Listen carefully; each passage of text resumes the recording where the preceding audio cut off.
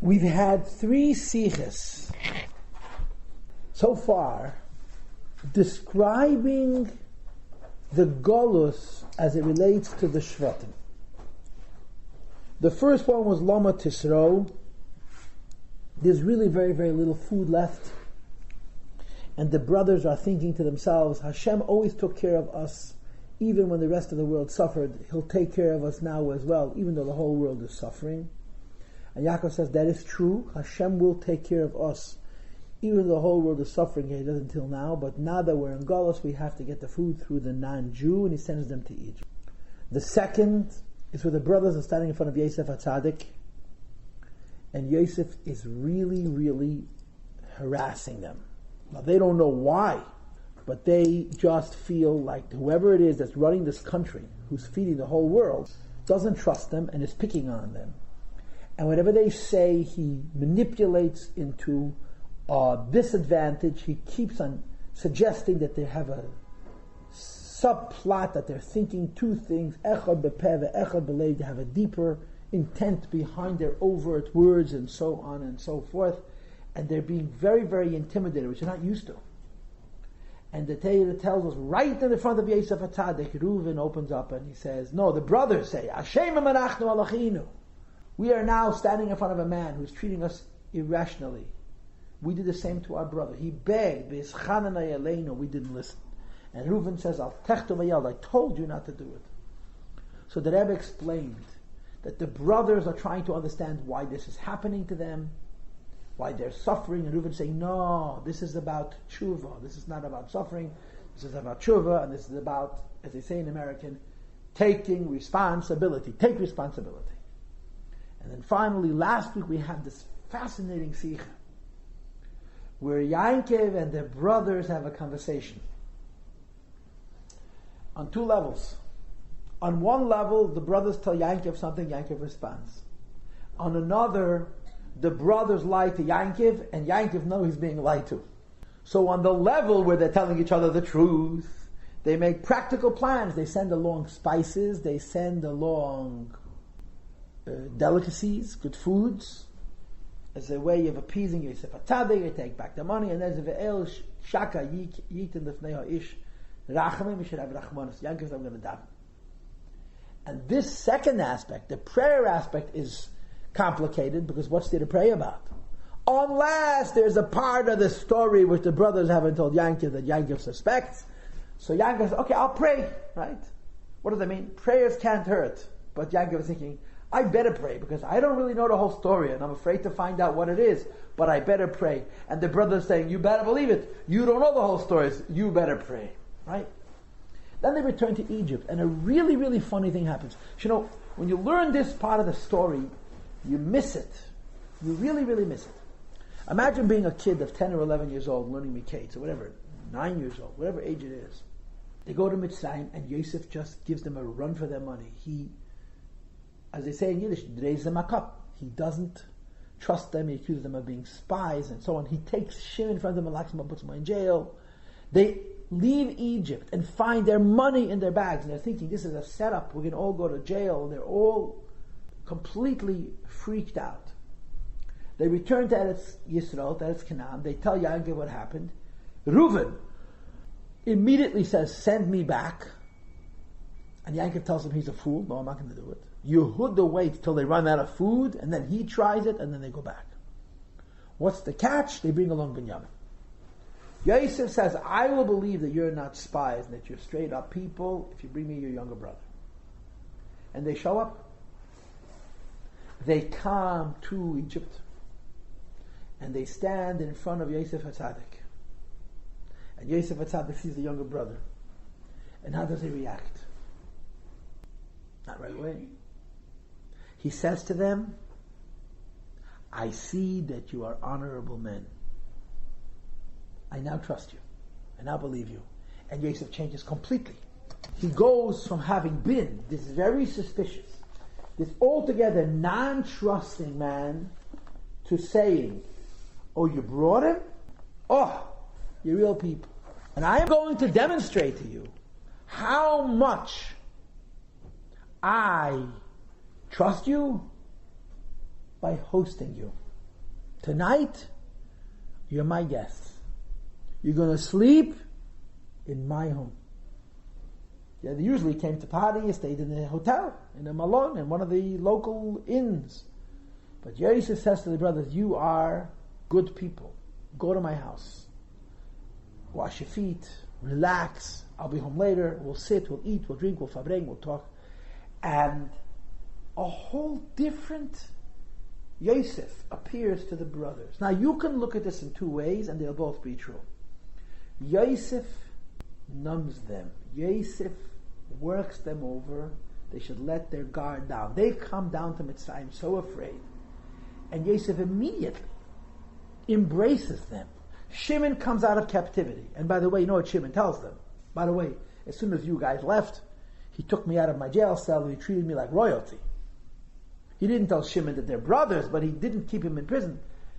And they, all of a sudden, they go from being hated and distrusted to being invited into his home.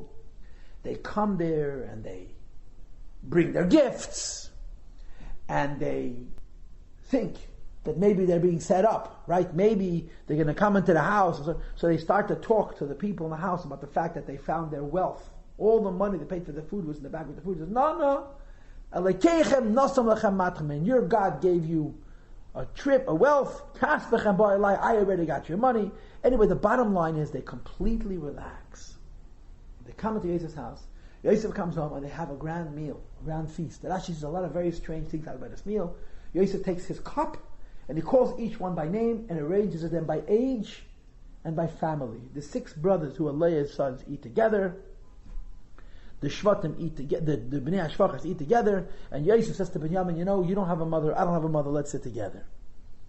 And they sit separate from the rest of the Egyptians, they eat meat, which is not allowed in Egypt, they drink wine, and they get drunk. Now people don't eat meat and get drunk if they're afraid that the guy they're eating with is going to take their head off. Because Yosef has very, very successfully pacified them. Yosef said, I didn't trust you. You brought your younger brother. We're business. We're friends. We're in business. Right? And of course, the rest of the story is Yosef comes home and he has a conversation with Binyamin and then he cries.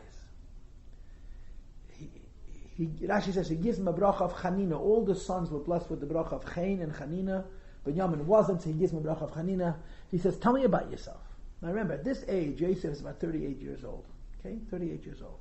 If Yosef is 38, how old is Binyamin? He's about 6 years younger, 7 years younger. He's 32, 31. He's a married man with 10 children. 10 children. All of his children are named after Yosef. Every one of them. Bela, he was swallowed up. Becher, he was the firstborn. It actually goes through each one of the names. Binyamin says, I have 10 sons, I named them all after the brother that I never knew, who left when Yosef left when he was 17. So when Yosef was 17, Binyamin was probably 9. He was also a big boy, but he was a boy. And he missed Yosef at Tzaddik, and yet here Yosef breaks down. Yosef goes, he runs into the room and he cries. Parenthetically, tangentially, I want to tell you something which bothers me. You see, and I use you as my therapy, so listen to my emotional burdens. You know what the name of Binyamin is? Rachel calls him Ben Oini, the son of my suffering, my affliction. Yaakov calls him Binyamin, the son who was born to the south, the right side, right? Right versus left, the south versus north, because he was born at the Sol, which is south of Aram Naharaim, where they had been. But the fact of the matter is, Binyamin's whole life is Oini. First of all, his mother dies in childbirth. Second of all, he has 10 sons. By the time Binyamin goes into Yisrael, they're not 10 families, they're 4 families. Binyamin's constantly being killed. Constantly being killed by Jews. The worst of it is Pelegesh Begiva. I don't know if you know the story, at the end of the book of Shoftim. There's a story where there was literally a civil war between the whole Jewish nation and Binyamin, and they reduced Binyamin to 400 men. 400. And one of those 400 men was, you know who? Shaul ben Kish. Shaul HaMelech, the grandfather of Esther Amalek and Mordechai Yehudi. So when you read in Pinchas about Binyamin's family, he's Bela, Ashbel, Achiram, Shfufam, and Chupam. That's it. Half the family is gone. Okay, then there's also Ad and Naaman, grandchildren. But Binyamin's family is decimated. In other words, the name Rachel gave Binyamin is actually the history of Binyamin. Binyamin is a tribe of constant tzaras, constant affliction. It's Rachel's children, which means they're the sons of Yaakov's favorite wife. Right? Menashe, Ephraim, the whole nation of Israel, as opposed to the nation of Judah, comes from Yosef HaTzadik. But Binyamin is a very sad history, very painful. From the beginning, he didn't know his mother, he had all of these kids, he didn't know his brother. Anyway, thank you for listening. I feel better already, okay? Now, getting back to the Sikh. What's going to happen at the end of the parasha, of course, is Yosef is going to set them up. They're going to go to sleep at night in his house, and they're going to wake up feeling like $1 million. He's an honest man after all. He didn't trust us. He had every right not to trust us. We came in through 10 different gates. We did act suspicious. We did tell him we came to look for our brother who disappeared. But look, he's a nice guy. So what happens? When they get on their donkeys, they don't look in their bags. And the goblet is in Binyamin's bag. And he's setting them up for that last showdown, where he's going to chase them down and bring them back to Mitzrayim and scream at them one more time. Because they have to bow again, for whatever reasons. Yosef has to get a certain number of bows out of them before he tells them who he is. Well, he already has 2. Here's the first time and the second time. He needs a third. Maybe he needs 2 from Binyamin. But in the middle of all this, you have a very, very strange episode. They eat together. And one of the big questions is, how can a Jew eat with a non-Jew? How can he eat his meat? It's treif. How can you drink its wine? It's not kosher. It's yain stam. So there's a big discussion in the Gemara. Some opinions actually hold that Yaakov and Yosef HaTzadik brought the animal to them and they shechted it themselves. But the Rebbe doesn't hold that. The Rebbe holds that according to Rashi, the Shvatim did not keep Teireh mitzvahs. They didn't keep the Yag mitzvahs, they kept only the 7 mitzvahs of Noach. The Gemara suggests that the Shvatim kept the Teyag mitzvahs, but according to Rashi, they kept only the 7 mitzvahs of Noach. The Rebbe contemplates that maybe since their parents kept all 630 mitzvahs, they kept it at least when they were with their families, when they were home, but when they would travel, they would stop keeping them. Those kinds of discussions, those kinds of concerns, those kinds of logic, and so forth, okay? But our Sikha addresses this, that he's feeding them not kosher, okay? And they're eating not kosher. But he uses an expression that connotes kosher. It says, Utvayach tefach v'hachay, shecht and prepare. I want you to know, this morning I learned 2 Sichos of the Rebbe in your merit. One was on hachein. Hachein means to prepare, because Rashi holds that it was Friday night and Shabbos, and that Yosef HaTzadik kept, the Gemara says, Yosef HaTzadik kept Shabbos, a wonderful Sikh about Yosef HaTzadik and Shabbos. That Sikh I'm not learning with you. And then the Sikh of Tveiach Tevach, where some people hold that he actually brought the animals to them, he showed them the neck and said, here, you kill it. You want to eat kosher? Here, you make the shechita. But Rashi holds that was not the case, that the brothers were eating not kosher. Nevertheless, Yosef, in their presence, says, Tveiach Tevach v'hachem. Look at the Sikh. My diksiv b'Tveiach Tevach v'hachem. Regarding the expression shechtet and prepare it, says the Gemara, Podol lehen beis hashchita, he exposed the knife, the neck, v'hachem tul gida nashim b'fneim. He said, you shecht. He showed them the neck of the animal, said, here, you do the shchita, and then v'hachem means to remove the sciatic nerve, which not allowed to eat. However, ubepirish Rashi al tein of kais, we learn Rashi utveich v'hachem ukmei litveich tabach v'hachem. It means to do an act which is similar to shchita. Because ve'ein tveich loshen tzivui shoyer leima v'tvach, it doesn't mean that he had to shecht it. It means do an act similar to shchita.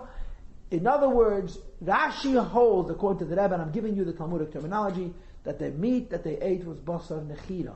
The animal was not killed by having its neck slit, it was killed by having its life snuffed out, by being suffocated. There isn't even a hint in Rashi that it was a kosher shchita. Turn the page. Page 183 on the left, okay? Bepshute shel mikra, when you learn pshat, Loi matzinu, we find no place. Shagam Shvatim b'nei Yankov, that also the Shvatim, the sons of Yankov Avinu, Kimu Kol HaTeira Kula Asher, they kept the whole Teira. In the Gemara, it's implicit that they did keep the whole Teira. The Rebbe brings from the Parashas Derachim and from the Beis HaOitza. These are very, very famous rabbis who talk about the idea of keeping the Yad mitzvahs by the Shvatim and the Ovis before the Teira was given, but the Rebbe holds that according to Rashi, there's no reason to think that they did. Okay? Turn the page again. Page 184. Okay? On the lower right, even though it makes sense to say, Shekiv and Sheyankev Shomer Kol Tayag mitzvahs, Av Yankov Avinu kept all the mitzvahs, Kavram, like Avram Avinu, Betach, it's certain, Shegam Hu Tzives Bonav Besi Acharav Lishma Derech Hashem. If Avram kept the mitzvahs, for sure his children kept the mitzvahs after him. Va'ashvatim Shomru Tayag mitzvahs, so it makes sense that the Shvatim would keep the mitzvahs as well. Says the Rebbe, Ula Yeshlei Mishahoye Zerak Be'isma Beis Yankov. The Rebbe suggests that according to the Rashi, when the Shvatim were home, they kept mitzvahs. Why? Their fathers eating kosher, they kept kosher, out of respect. But when they were not home, they were goyim, they were not Jews, they were bnei nech, they didn't keep kosher. We therefore understand how Yosef gave them meat which was not shechted kosher. Yosef thought they didn't mind eating meat which was killed through suffocation rather than through shechit. So, Yosef himself, that depends on the opinions, but we can assume he did. Now the Rebbe has a whole pilpul. The brothers, did they eat or did they not eat? One opinion is that they ate and there's proof for it, and the other opinion is that they looked like they ate but they didn't really eat. But certainly, the game that was being played was nobody was trying to feed them kosher according to Rashi. This only explains how they could eat this meat. Why does Yosef? Now remember, Yosef is giving the impression that he's an Egyptian guy, right? He uses a term which means shchita, which would in fact not be shchita. One of the points that makes earlier in the Sikh is, if a guy shechts an animal, completely kosher, it's as treif as anything. A guy can't shecht. So why is Yosef saying, shecht the animal and prepare it, if it's treif? If the brothers are eating what amounts to treif anyway, why does he use an expression which means shchita? Right? You understand the question? Tvoyach taver means shechted. It wasn't shechted. A guy prepared the animal. And the Rebbe says a fascinating idea.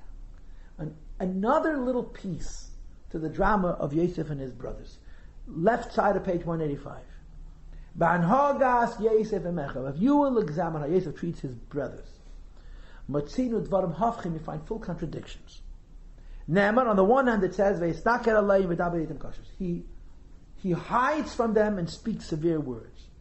Shatam bepashtus lanhagazu haya. The reason he did this was because they livchein oisem, to test them im mischartem amachirasam eisa, whether they regret selling him.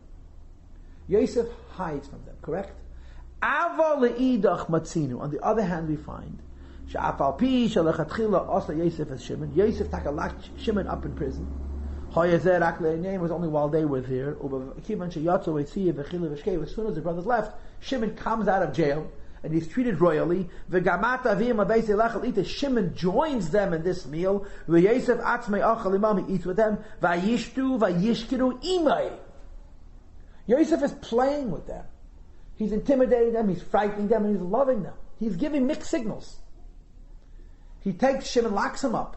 When they leave, he takes them out of captivity. When they return, he brings Shimon back to them, and Shimon says, this guy's a funny guy. He put me in jail. As soon as he left Egypt, he treated me royally. He sits and eats, he gets drunk. You don't get drunk with your enemies. Says the Rebbe, the point here is, Yosef is giving a mixed message on purpose. The point is as follows. Yosef Ratza. Yosef wants them to be off balance, but he wants them to have suspicion. Yosef wants then when he finally reveals himself, they should believe him. How does he do it? He leaves all kinds of hints. He acts like a stranger, but he leaves hints that make them think, this is weird, this is really funny.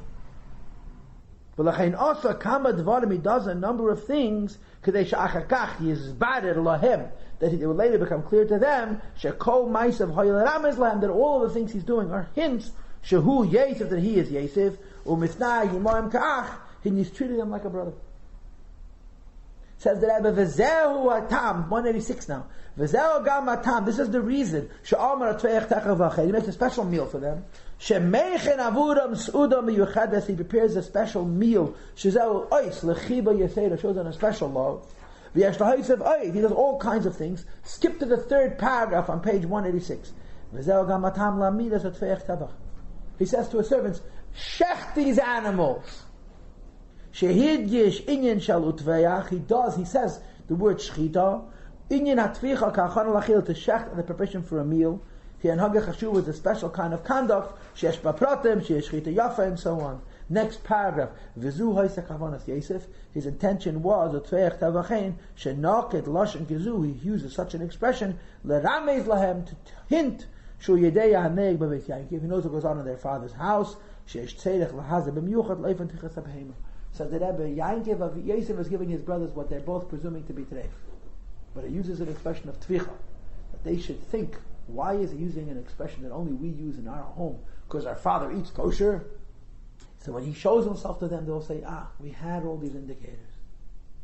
So this is what we learned out of the Sikha here, that according to Rashi, Yosef HaTzadik, in the midst of the game he's playing with his brothers, giving them two messages. One message is he's being very difficult, and the other message is, when are you people going to figure it out? It's obvious. I'm your brother. And the Rebbe finishes the Sikh with a wonderful Irah on Avodah.